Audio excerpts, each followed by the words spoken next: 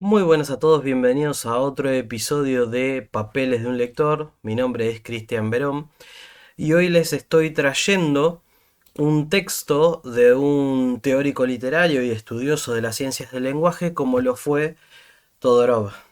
Todorov es un personaje muy interesante que atraviesa gran parte de la cultura francesa de la segunda mitad del siglo XX y que había nacido en Sofía, Bulgaria, en 1939 y en 1956 había ingresado a la Universidad de Sofía.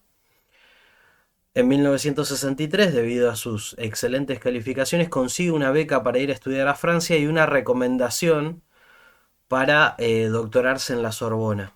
Cuando le preguntan eh, sobre qué quería doctorarse, él enumera los campos de la narratología, de los estudios de teoría y crítica literaria y que hoy básicamente conocemos, como digamos, por ejemplo, las funciones, por tirar un ejemplo. Y en ese momento el director de estudios le dice, pero esas son cosas que se estudian dentro de una literatura. Tenés que especializarte en una literatura y ahí vas a estudiar ese tipo de recursos. Posteriormente esto no lo satisface, se lo comenta a un colega que es psicólogo y ese colega le dice, yo conozco a un profesor que le interesan los mismos temas que vos. Ese profesor se llama Gerard Genet, conocido teórico literario francés, que en ese momento era un muchacho casi desconocido. Se entrevista con Genet, se caen bien, se hacen amigos, empiezan a interesarse por problemas de teoría literaria y Genet le sugiere matricularse en un seminario dictado en la Escuela de Altos Estudios Sociales de Francia por un profesor que en ese momento estaba empezando a ser reconocido. El profesor es Roland Barthes. Y posteriormente Roland Barthes va a terminar siendo el director de tesis de Todorov. Todorov va a hacer una tesis sobre estudios teóricos literarios y posteriormente lo va a complementar con una traducción de textos hasta entonces desconocidos en Occidente y traducidos por primera vez al francés de lo que son los formalistas rusos. Los formalistas rusos se conocían desde la década del 20 y del 30 en Sofía, Bulgaria, porque formaban parte del mismo mundo soviético de ese momento. Pero eran teóricos que no habían traspasado lo que se denominaba la cortina de hierro. Así que empieza a dar a conocer a esos lingüistas rusos, Jacobson, Bakhtin, Voloshinov, Tinianov. Eh, Tengo un video sobre formalismo ruso, si quieren pueden pasar a verlo. No sé cómo dejarles el enlace, pero bueno, de a poco lo iré descubriendo. Y Genet funda, junto con Todorov, la revista Poéticas, o Poetic, y traduce a los formalistas rusos como complementación de su tesis. No sé si ustedes recuerdan, pero algo que pasaba mucho en esa época de Francia, y no sé si he hablado de esto antes, así que es probable que no lo recuerden, dicho sea de paso. Eh, pero en ese momento, generalmente aquel que se doctoraba en algo también realizaba una traducción. Esto era muy común. Por eso Todorov traduce a los formalistas rusos. Eh, si mal no me equivoco, Michel Foucault hizo una traducción de Kant, por ejemplo, para dar un ejemplo, ¿no? En fin, Todorov, bueno, concretamente muchos profesores de literatura lo conocemos no solo por esa primera traducción que se hace de los formalistas rusos a Occidente, eh, que nosotros la tenemos editada acá por siglo XXI, sino también la elaboración de un famoso diccionario de las ciencias del lenguaje, el diccionario enciclopédico de las ciencias del lenguaje, que lo hizo con Ducrot también.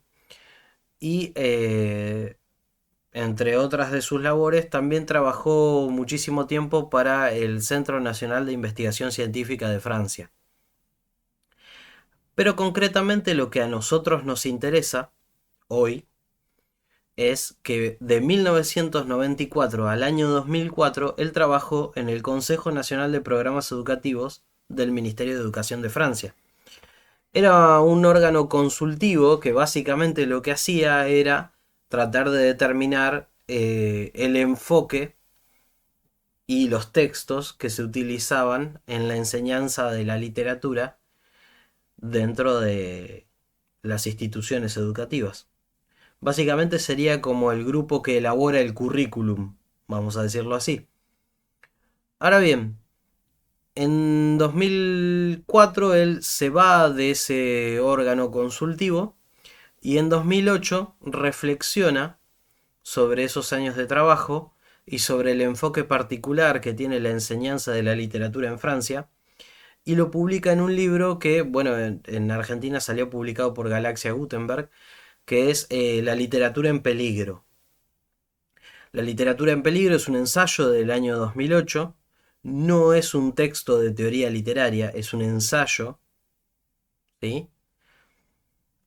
Y es publicado 4 años después de la salida de Todorov del Consejo Nacional de Programas Educativos, como ya lo dije. Como es un ensayo, y es un ensayo bastante personal, se trata de una reflexión sobre los problemas de la enseñanza de la literatura, tanto en el nivel secundario como en el nivel académico superior. Ahora bien, Todorov empieza haciendo un raconto y empieza observando que hay algo que sucede dentro de los programas escolares que se remonta a los años 60 y 70, que es cuando en Francia se consolida el estructuralismo. De hecho, él es una de las personas que ayuda a consolidar el estructuralismo en Francia. Y él dice eh, que él lo que ve es que la literatura o la enseñanza de la literatura ha olvidado la visión de conjunto que se tiene que tener a la hora de aproximarse a los textos. Entonces, se sorprende de que para el ministerio el objetivo de los estudios literarios es llegar a conocer distintos tipos de herramientas que se pueden utilizar para analizar un libro. Entonces, a él le genera mucha contradicción porque para él leer poemas, leer novelas, leer literatura, tiene que llevar necesariamente a reflexionar sobre la condición humana, sobre el individuo y la sociedad, sobre el amor, el odio, la alegría, la desesperación, las emociones humanas.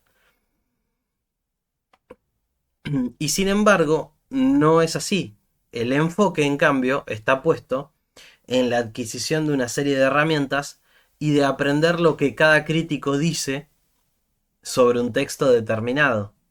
Y esto es muy interesante porque es algo que nos pasa, por lo menos en Argentina, en los enfoques literarios que nosotros tenemos dentro de la educación tradicional. En la escuela, dice Todorov, no se aprende de qué hablan las obras, sino de qué hablan los críticos.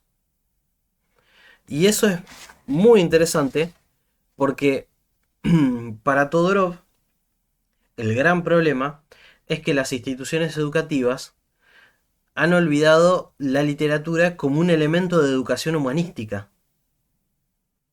Esto que decíamos recién, la literatura en la escuela no te lleva a reflexionar sobre la condición humana, cuando debería ser lo principal, es decir, para Todorov, ese debería ser el fin de los estudios literarios. Los estudios literarios para Todorov deberían proporcionarnos una serie de herramientas que nos lleven a que nosotros hagamos un proceso de descubrimiento y de reflexión sobre un texto, sobre sus posibilidades, ¿sí? En cambio, dice Todorov, nosotros lo que hacemos es armar una caja de herramientas. en donde tenemos un recursero distinto para analizar textos y terminamos analizando el texto como objetivo final. Esto es muy interesante. ¿Por qué? Porque para Todorov, eh, él se hace una pregunta que es, ¿nosotros impartimos un saber que trate de la disciplina en sí o de su objeto? Y ustedes dirán, ¿qué me está diciendo? Bueno, esta pregunta que él formula básicamente quiere decir, si nosotros usamos un cuento, vamos a suponer, no sé, por poner un cuento muy famoso en las escuelas argentinas, Casa Tomada, de Julio Cortázar. Si nosotros tomamos Casa Tomada de Julio Cortázar y lo usamos en la escuela, la forma más común que vamos a ver del tratamiento del texto va a ser ver que el texto va a estar en función de algo. Va a ser ver qué es un relato alegórico, o qué es la literatura fantástica, o cuál es el tema que hay con el peronismo, o la relación que hay entre Casa Tomada y el peronismo, por ejemplo, que es una relación hecha por un crítico posterior, no es una relación hecha por el autor. Ahora bien, para Todorov, este es el gran problema que nosotros tenemos, porque nosotros usamos las obras literarias para acercarnos a la crítica, cuando para él la literatura no está relacionada a un procedimiento técnico. Es decir, no está relacionada a algo que nosotros podamos instrumentar en el aula, porque la literatura es un aprendizaje humanístico esencialmente. Ahora bien, un ejemplo que da es que en un instituto de París, en el año 2005, se le daba a los alumnos una serie de obras. Una de ellas era El proceso de Kafka.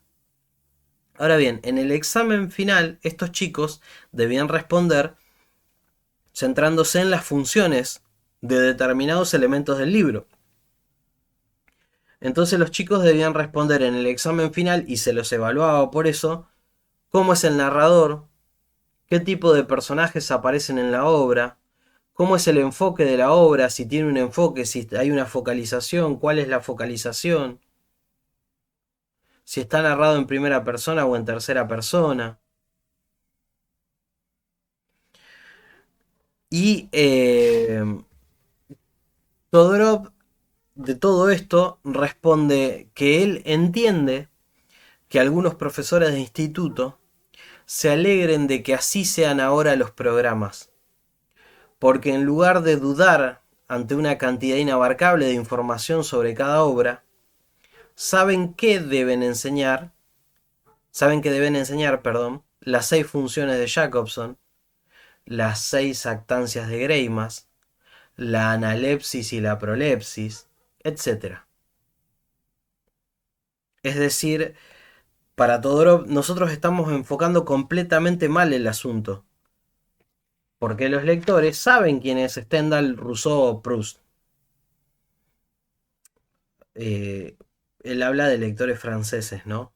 En el caso nuestro, un chico no puede pasar por la secundaria sin saber quién es Borges, Cortázar y, no sé, agréguenle alguno que ustedes quieran, pero Borges y Cortázar seguro que sí. Ahora bien, el tema es que los chicos van a seguir recordando los nombres mucho tiempo después de que se olviden los nombres de los teóricos que hablan sobre Cortázar o Borges, o Rousseau, Stendhal y Proust.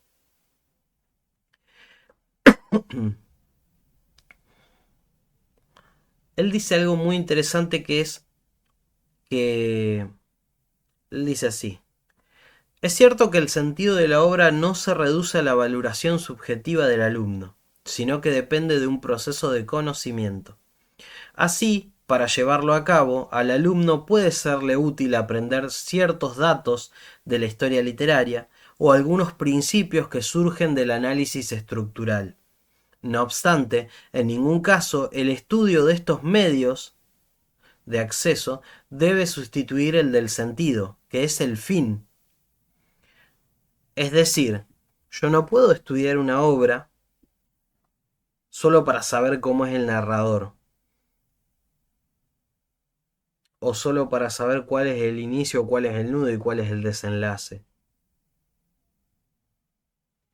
Yo tengo que estudiar eso para poder analizar el conjunto o la totalidad de la obra en sí. Y ustedes dirán, ¿es un regreso a la vieja escuela? Bueno, para Todorov no. Para Todorov, la vieja escuela se centraba demasiado en el análisis histórico o contextual del texto y de hecho pensaba, dice Todorov, que la obra estaba determinada por la sociedad en su conjunto alrededor del que producía la obra. Es decir, para Todorov, la vieja escuela lo que hacía era, bueno, para entender a Stendhal, vamos a observar a la Francia de 1800. Para entender a Camus, vamos a observar la Francia de la década del 30 y del 40. Y Todorov dice, esa es una visión vieja, es una visión incompleta, es una visión que no determina del todo a la obra. Porque para él, para su punto de vista, y eso lo remarca en el libro, dice tanto ahora como entonces, el enfoque interno, es decir, el estudio que mantienen entre sí los distintos elementos de la obra, tiene que complementarse sí o sí con el estudio del contexto histórico, ideológico, estético, porque solamente así vamos a obtener una visión completa de la obra. Solo así vamos a poder juzgar a la obra, ¿sí? Y vamos a poder entender cómo está construida como elemento.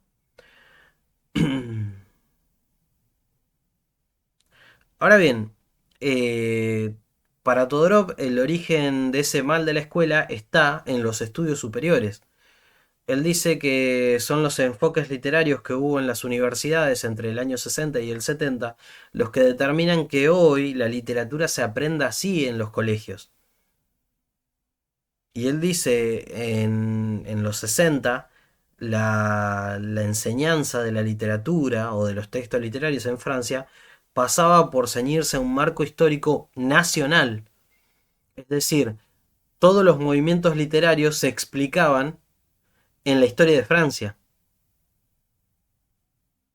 Es como si yo tomase, por ejemplo, si estuviese estudiando la literatura latinoamericana o específicamente la literatura...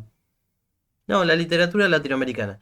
Estuviese estudiando el boom latinoamericano y el boom latinoamericano con los narradores del boom, con los primeros narradores del boom, con Rulfo, con Gabriel García Márquez, con Vargas Llosa, los desconectara completamente de la herencia de Faulkner, por ejemplo.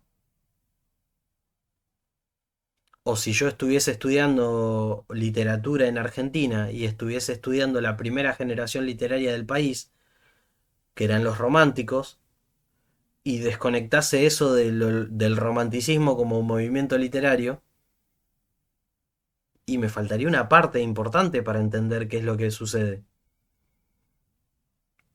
Entonces, Todorov nos dice, no está mal que haya un marco histórico nacional en la enseñanza de la literatura.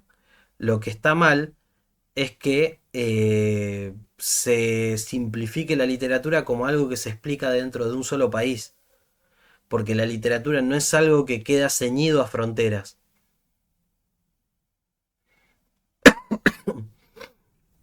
Ahora, esto es interesante para mí porque en Argentina se lee cada vez menos y es imposible no coincidir en este aspecto con Todorov. Mejor que reconocer características del género tal o cual, me parece que sería poder recuperar el gusto, la reflexión sobre los grandes temas de la literatura. O sea, antes que un chico aprenda a distinguir cuáles son las características principales del género fantástico, Sería hermoso que ese chico aprendiera a disfrutar de Cortázar, por ejemplo. Todorov también critica la tendencia particularmente fuerte en las universidades estadounidenses de la deconstrucción del texto.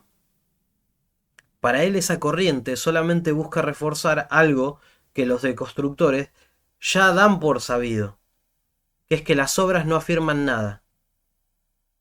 Él dice lo siguiente: a diferencia del estructuralista clásico que dejaba de lado la cuestión de la verdad en los textos, el postestructuralista sí quiere examinarla, pero lo que invariablemente comenta es que jamás obtendrá respuesta. ¿Por qué? Porque la deconstrucción de un texto habitualmente se pierde en la nada misma. Ahora bien, él no está sugiriendo que deba eliminarse totalmente la enseñanza de la disciplina, en absoluto.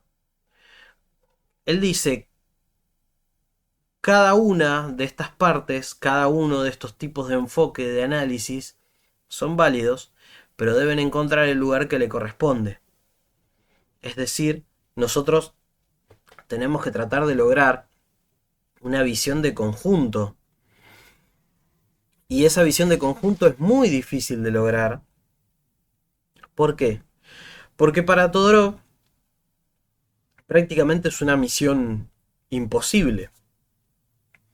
Él dice, la labor del profesor de secundaria no es tan sencilla. Interiorizar lo que se ha aprendido en la universidad, pero en lugar de enseñarlo, hacer de ello una herramienta invisible, ¿no es pedirle un esfuerzo excesivo que ni siquiera sus propios profesores fueron capaces de hacer? No nos sorprendamos después si no lo hace del todo bien. Es decir, lo que Todorov está diciendo es, le piden a los profesores de secundaria que haga una transposición didáctica cuando completa, cuando ni sus propios profesores en las instituciones educativas lo hacen. Y entonces dicen, no nos sorprendamos de que la cosa no salga bien.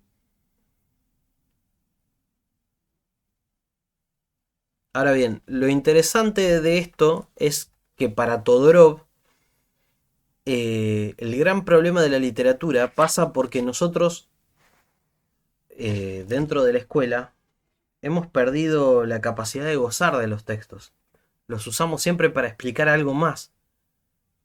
Y esto me lleva a reflexionar particularmente sobre cómo en Argentina trabajamos la literatura. Hoy en día está muy de moda trabajar la literatura siempre en función de un proyecto determinado, un proyecto anual habitualmente. Entonces vemos quizás, por ejemplo, canciones, poemas o cuentos que tratan sobre la dictadura. ¿Por qué? Porque queremos reflexionar sobre la dictadura. O utilizamos la analepsis y la prolepsis para entender cómo funcionan los tiempos dentro de un relato. Pero no examinamos el relato en sí, examinamos el elemento del relato. Aprendemos a reconocerlo dentro del texto, pero nunca pensamos la totalidad del texto. Y eso me parece muy interesante porque Todorov es una persona que hace esta reflexión desde su propio lugar como profesor, primero, y segundo como padre, porque al inicio del texto, él dice que no podía permanecer insensible a los pedidos de ayuda de sus hijos cuando tenían tarea de la escuela. Entonces los hijos saben que el padre es uno de los teóricos literarios más importantes del país y vienen y le dicen, papá, ayúdame con esto. No lo entiendo, no puedo resolver esto. Y él los ayudaba a hacer la tarea de literatura en la escuela y habitualmente los hijos volvían con una calificación mediocre a la casa. Y él decía, ¿yo estoy mal? ¿Será que no sé de literatura verdaderamente? Y entonces empieza a interrogarse y así surge un poco este libro, porque en esa interrogación se da cuenta de que el objeto es pensar en determinadas funciones y no en reflexionar sobre la literatura como arte. Y eso me parece muy interesante y quería compartirlos con ustedes. Si llegaron hasta acá, denle like. No se olviden de suscribirse, que es gratis y todo ese tipo de cosas. Y les agradezco que hayan mirado. Así que nos vemos la próxima y hasta luego.